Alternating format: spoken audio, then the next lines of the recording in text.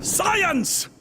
Welcome to Science this week, guys, and I've got some recent space news to dive into this week. First up, we celebrated an anniversary, the 29th actual anniversary of the Hubble Space Telescope. On April 24th, 1990, Hubble was launched on the Space Shuttle Discovery.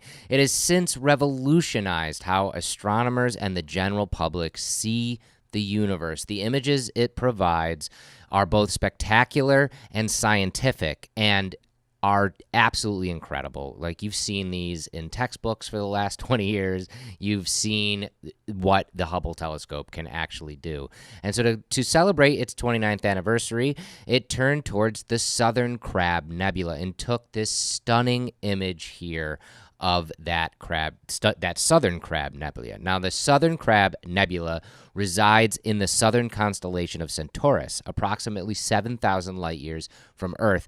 It is named this way to distinguish it from the better-known Crab Nebula, a supernova remnant visible in the constellation Taurus. The Southern Crab Nebula was first assumed to be just an ordinary star, but in 1989, it was observed using telescopes at ESO's La Silla Observatory, and they thought there was a little bit more to it. And it wasn't until Hubble observed the nebula in 1999, 10 years later, that the entire structure came into view. That image revealed the inner nested structures, suggesting that the phenomenon that created the outer bubbles there had occurred twice in the recent past. It is fitting that Hubble has returned to this object 20 years after its first observation of the nebula. The new image adds to the story of an active and evolving object and contributes to the story of Hubble's role in our evolving understanding of the universe. And what an incredible piece of technology. And last year, for the 28th anniversary of Hubble, NASA put together a really cool introspective video of a lot of the accomplishments that Hubble had made in just the past year. And to celebrate the 29th anniversary, here's a fun video from last year's 28th.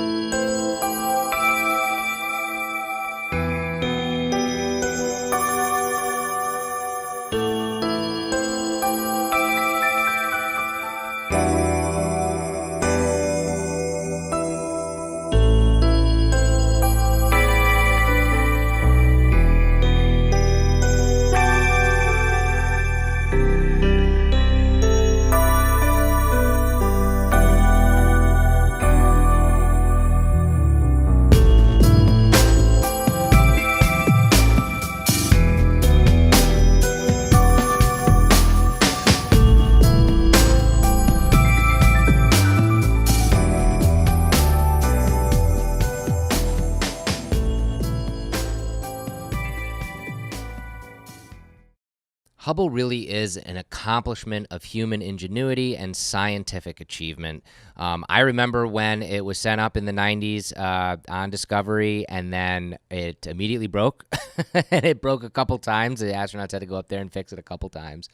But it's resilient, and it has, like I was saying before, it has really widened our entire understanding of the universe and has shown us things that we never, ever thought we would see. And it has also furthered the science towards space telescopes, and new space telescopes like the Planet Hunting TESS and others that are up there now are born from the technology that we kind of cut our teeth on with Hubble, which is really cool.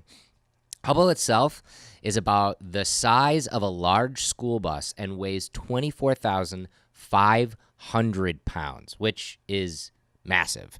And those two giant solar panels on each side are about 25 feet long, and each of them collect the sun's energy to power the telescope. And the telescope actually takes a lot less power than you'd think. It runs on about 2,100 watts of energy. And to put that into perspective, your personal hairdryer that you have in your bathroom, that runs on about 1,800 watts. So not that much to power this really, really powerful telescope. And just how powerful?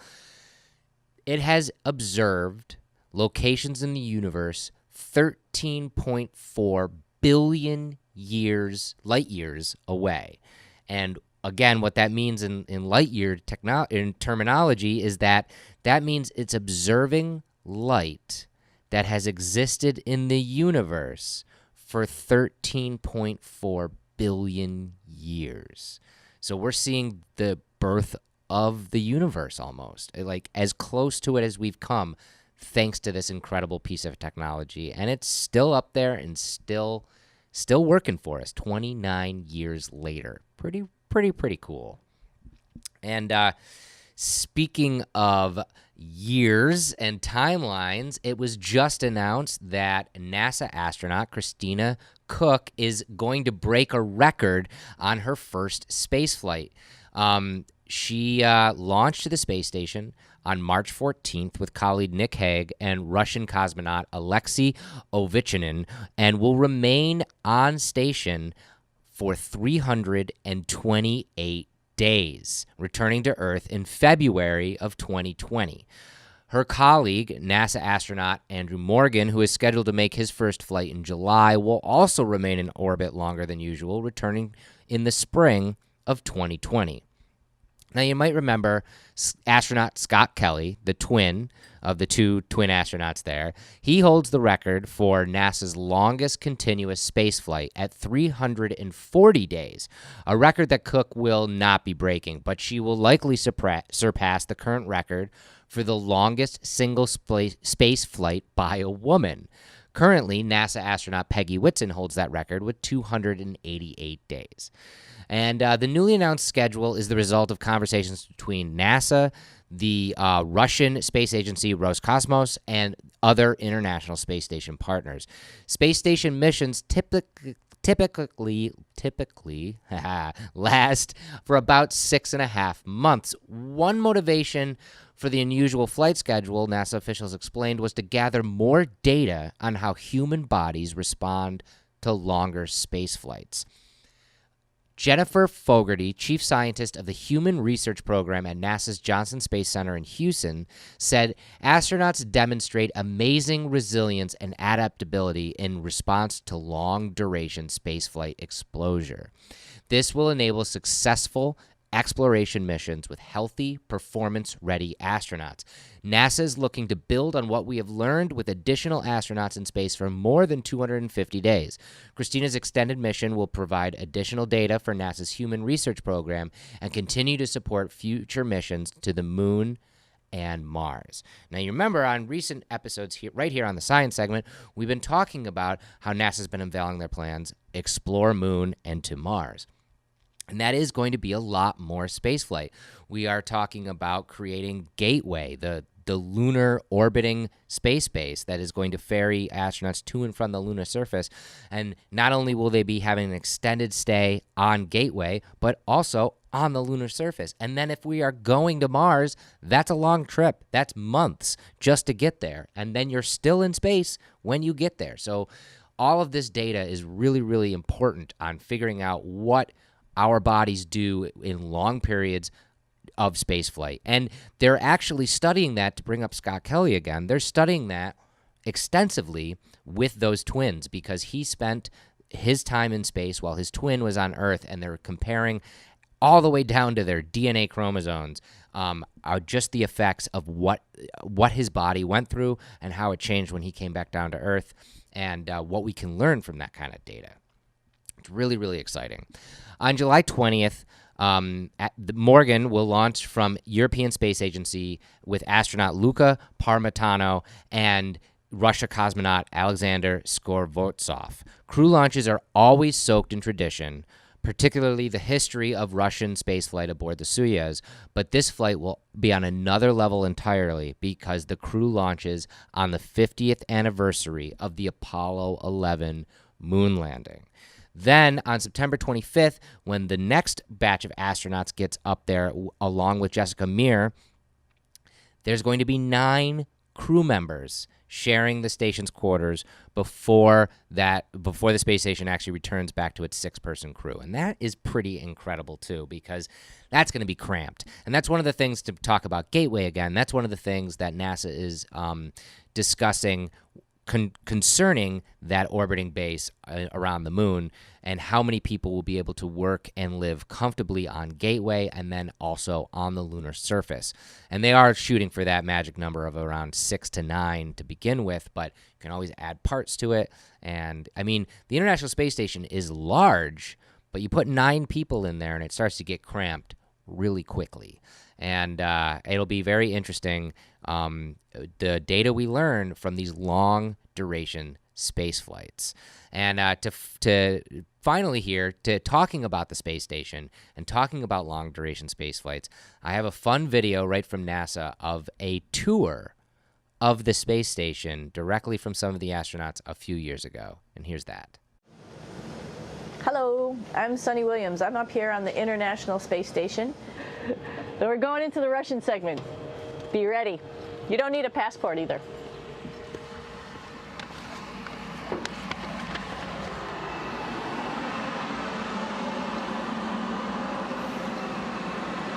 It goes a lot farther back than this.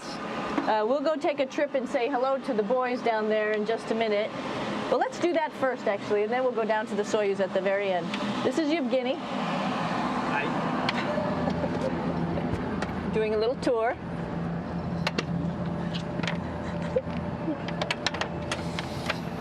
This is the FGB, and what's cool about this module, it is actually the very first piece of the space station that came up in 1998. The space station has been around for about now manned for 12 years, but it's been up in space for about 14 years. And this was the very first. It is like the Russians' PMM. It has a lot of storage, as you can see.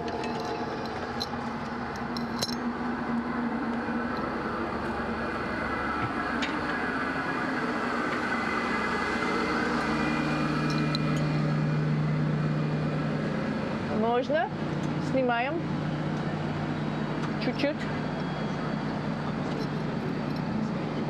So here we are in the heart of the space station, really. This is the service module. This is the central post. So this is Node 2. This is a really cool module. Of course, most of these modules you'll see they have 4 sides, and they're put together. That way we could sort of work on a flat plane, either a wall, a floor, another wall, or the ceiling. But, you know, again, all you have to do is turn yourself and your reference changes. The reason I'm bringing that up is because this is where 4 out of 6 of us sleep. And so people always ask about sleeping in space. Do you lie down? Are you in a bed? Not really, because it doesn't matter. You don't really have the sensation of lying down. You just sit in your sleeping bag. So here's one sleep station right here. I'm going in right now. You can follow me if you want. So I'm inside. It's sort of like a little phone booth. But it's pretty comfy. I've got a sleeping bag right here that we sleep in, so we don't have sort of like a little bit of a cover. We don't fly all over the place. But you know, you can sleep in any orientation. I have it sleeping, feeling like I'm standing up right now, but like you saw, I'm on the floor. But it doesn't matter if I turn over and I sleep upside down. I don't have any sensation in my head that tells me that I'm upside down, so it really doesn't matter. The sleep station is also like a little office. We've got a computer in here. As you can see, we've got a couple little toys. I've got some books. I've got some clothes and other things that make it sort of like home. All right, come on back. There's more to show you.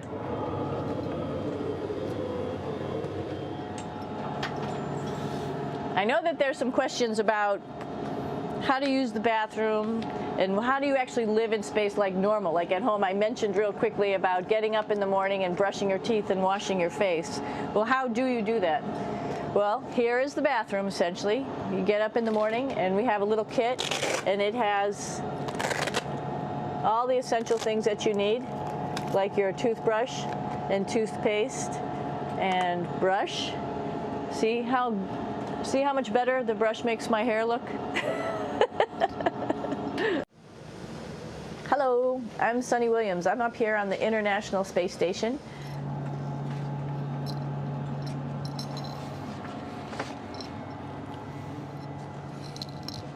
It's like a glass-bottom boat. This is the cupola. It sticks down below the space station. It's one of those places you find yourself hanging out in all the time because all you want to do is look back at our planet. I think some questions I had were about what do you do in your free time? And you can't help but want to just come to the cupola and look outside as much as you can. And a lot of folks, I play this game with myself about where we're flying over the Earth. Try to come in here and just guess. After being here for a little while, you can sort of figure it out. You can tell different cloud types over different continents. You can tell different soil types over different continents. So let's see. And then, of course, there's a lot of ocean. So usually we're over the ocean at first glance. I will tell you in just a moment where we are.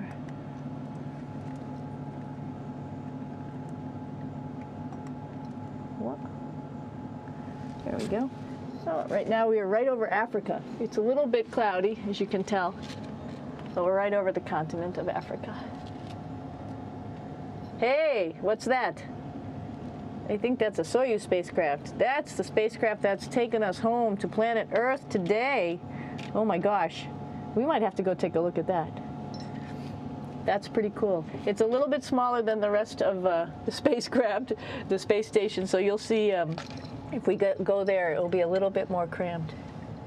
But we're going, you can look all the way back to the back of the spacecraft, which is where the Russian segment is, and then you could look all the way forward to the front of the spacecraft, where the Japanese laboratory, the European laboratory, and the American laboratory are, and then back to the solar arrays where we started this morning when we were looking out the Japanese window.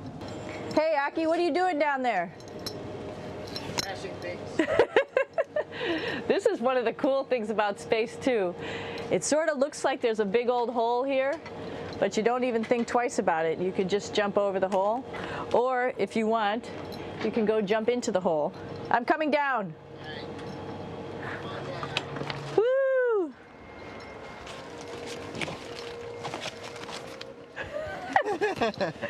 Then you can come right back up again, like Superman. Woo!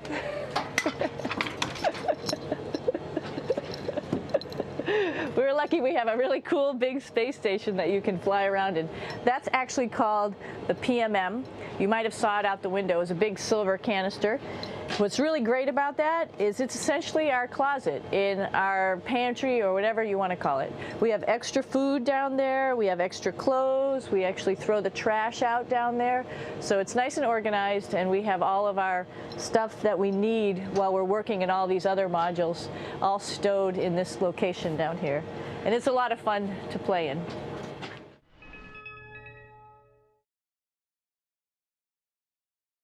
What do you think? Do you think you could live up in that tin can orbiting the Earth for 6 months, for a year? Could you do it?